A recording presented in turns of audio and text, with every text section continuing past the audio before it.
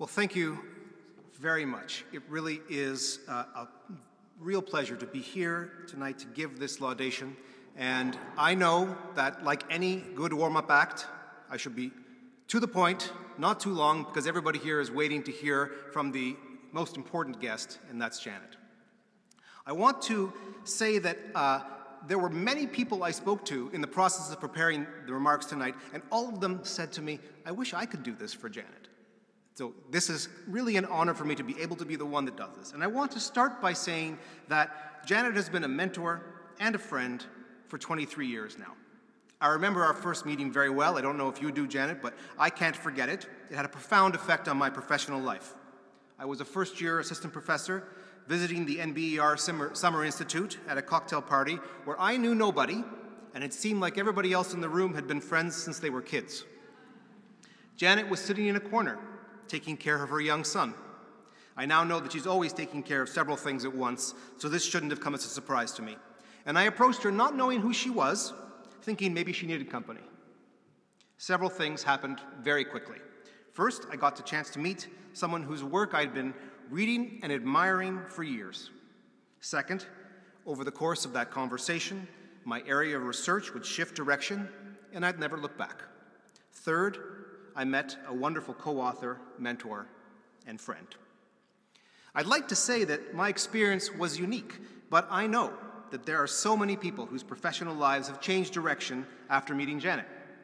Her ability to see the contributions others can and should make in economics and to bring out the best in them is one of her distinguishing qualities. But let me put that amazing part of Janet to one side for a minute or two and say a bit more about her impact, the impact her scholarship has had on the economics profession.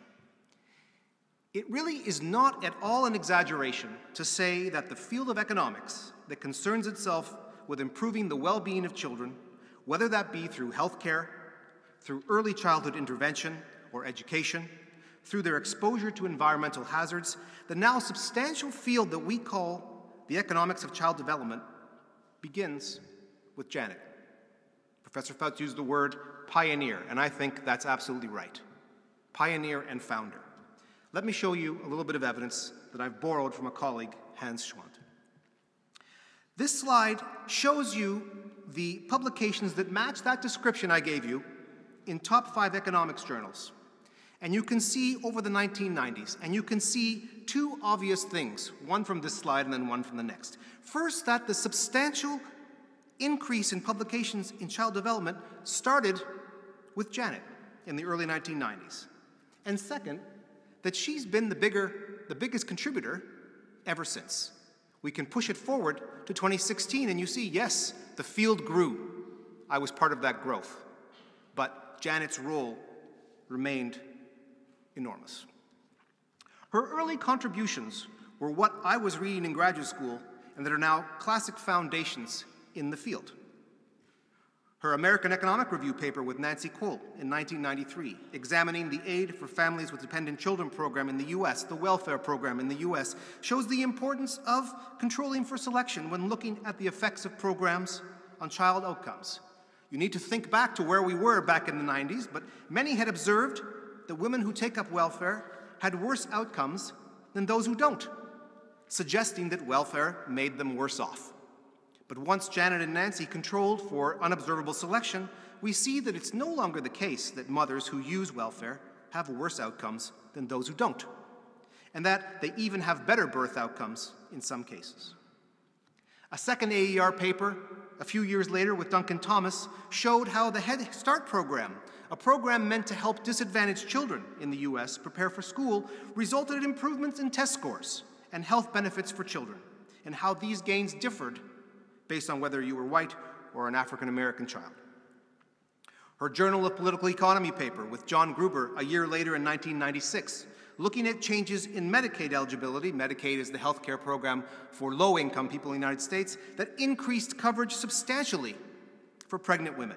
The paper showed us that these changes lowered the incidence of infant mortality and low birth weight, and that targeted changes aimed at low-income groups were associated with the largest improvements. If you look at these papers together, you start to see some clear themes emerge in her work, and others that complement them. And these themes have had profound effects in the way that I and many others approach economics. First, the very idea that we can improve the lives of kids through economic evaluation of public policy. Now it seems obvious, but this starts with Janet, and it starts very early in the life of the child, from pregnancy onwards.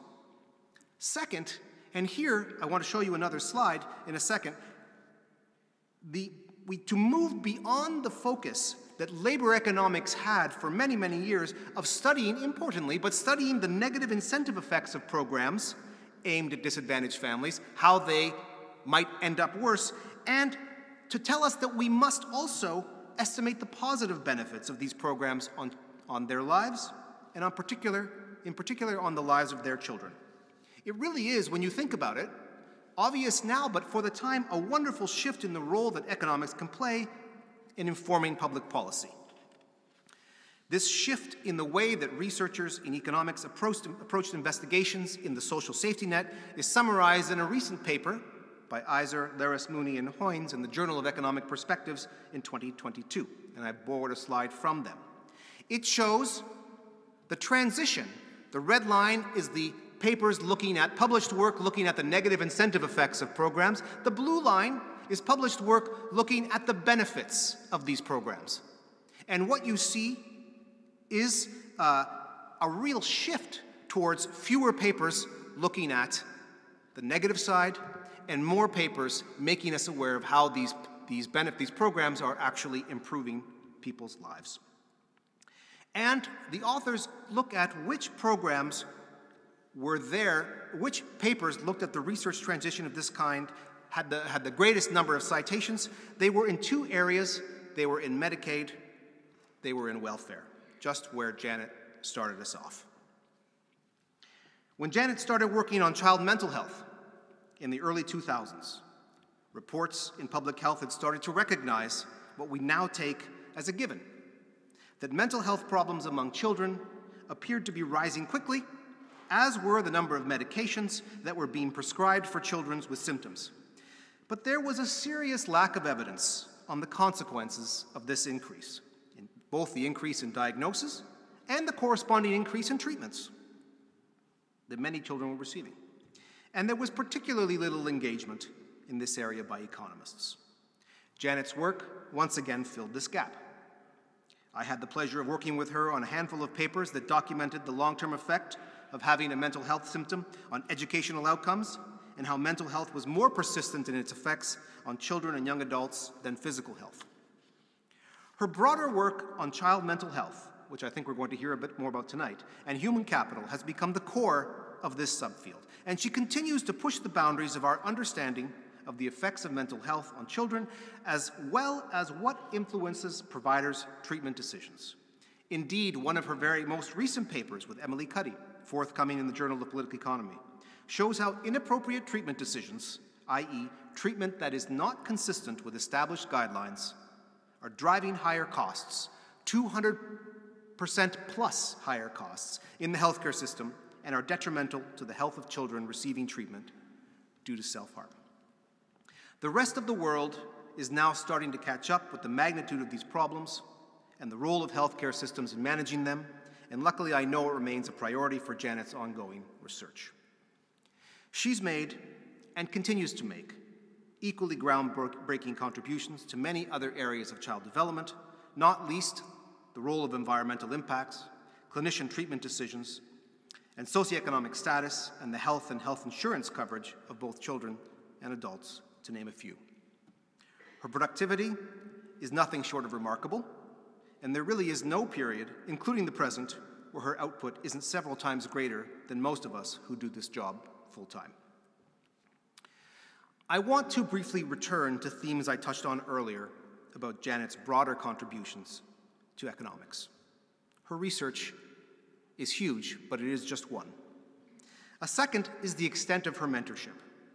Whether at MIT, UCLA, Columbia, or Princeton, that's the trajectory of her working career from first position to current position, Janet has a truly remarkable track record of mentorship of students and junior colleagues.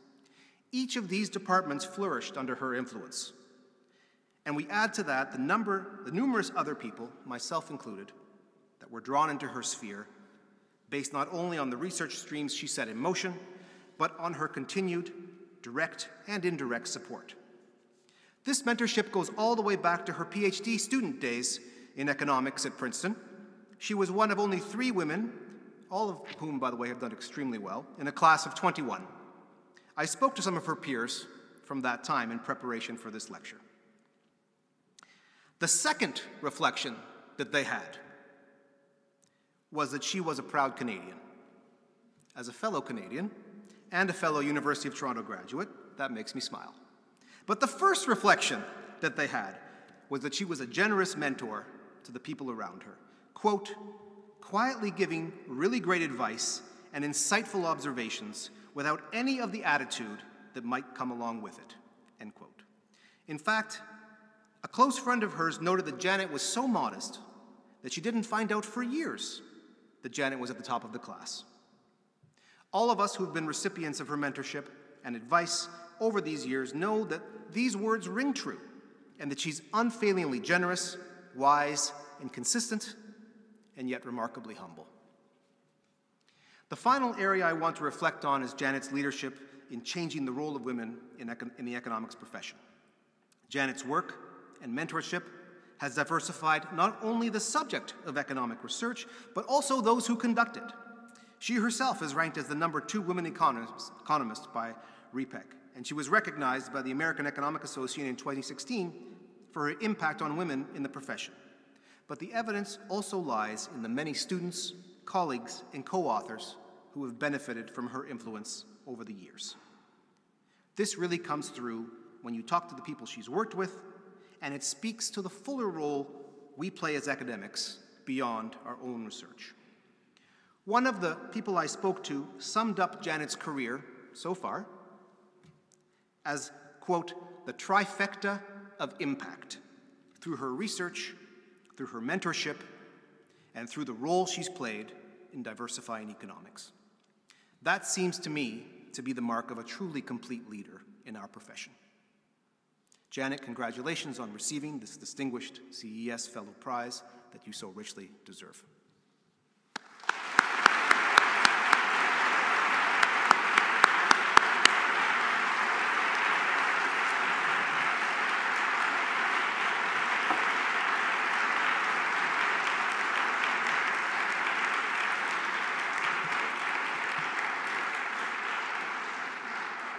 Okay, now we'll test your patience a little more and do the award ceremony, and then it's the lecture. And so it's my pleasure to read this to you. The Center for Economic Studies of the Ludwig-Maximilians-Universität München proudly honors, after selection by the CES Council, Professor Janet Currie, Professor of Economics and Public Affairs, Princeton University, as the Distinguished CES Fellow 2023. With this award, CES honors Janet Currie's significant contributions to the economics of mental health and child development and invites her to give the Munich lecture in economics 2023.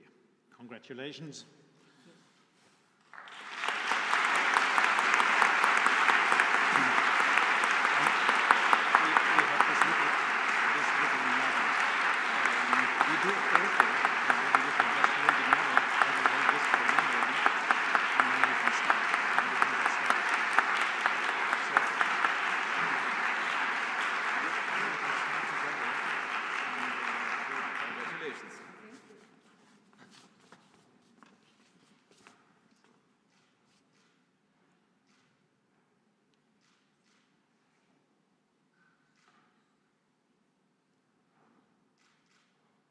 Thank you.